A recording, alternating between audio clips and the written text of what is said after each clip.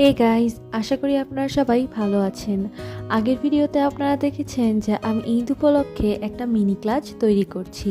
আজকে আমি এটার পার্ট 2 নিয়ে চলে এসেছি। তো পার্ট 1-এ আপনারা দেখেছেন যে আমি কিভাবে একটা ছোট্ট চকলেটের বক্সকে মাস্কিং টেপ দিয়ে পেঁচিয়ে গোল্ডেন কালার রং করে নিয়েছি।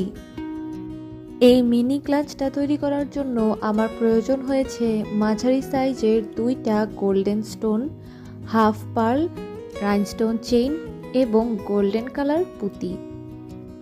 বর্তমানে তো ক্লাচ বানানোর ট্রেন্ড চলছে, যে যেটা দিয়ে পারছে সেটা দিয়েই ক্লাচ বানাচ্ছে, কিন্তু প্যাটার্ন ওই একটাই, মাঝখানে একটা বড় এমব্রেল্ড কালার স্টোন বা গোল্ডেন কালার স্টোন দিয়ে চারপাশে এই ডিজাইনটাকে প্যাটার্নটাকে রিপিট করা।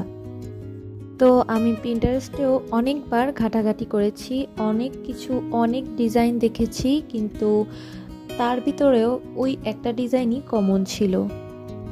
আর একটু অন্যরকম যেগুলো ছিল ওগুলো ছিল শুধু রাইনস্টোন দিয়ে কভার করা। আমার ওগুলো ভালো লাগেনি, আমার প্রয়োজন ছিল একটা ডিফারেন্ট কিছু। তো অনেক ভাবাভাবির পর আমি ঠিক করলাম যে সবাই যে জিনিসটা মাঝখানে দেয়, মানে বড় স্টোনটা, সেটা আমি দিব উপরে, এবং তারপর সেম প্যাটার্ন ফলো করতে করতে আমি স্টোন চেইন এবং পার্ল এবং ছোট ছোট পুঁতিগুলো বসিয়ে গিয়েছি। আপনারা ভিডিওতে দেখলেই বুঝতে পারবেন আমি কিভাবে একটার পর একটা জিনিস বসিয়ে নিয়েছি।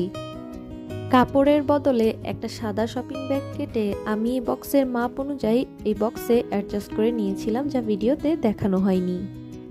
চকলেটের বক্সটা তো আগে থেকেই বাসায় ছিল, আর বাকি যা যা জিনিস আছে সব কিছু মিলিয়ে আমার 300 থেকে 400 টাকা খরচ হয়েছে। ফাইনাল লুক দেখাবো ঈদের পর, তাই পার্ট 3-র অপেক্ষায় থাকুন। টাটা।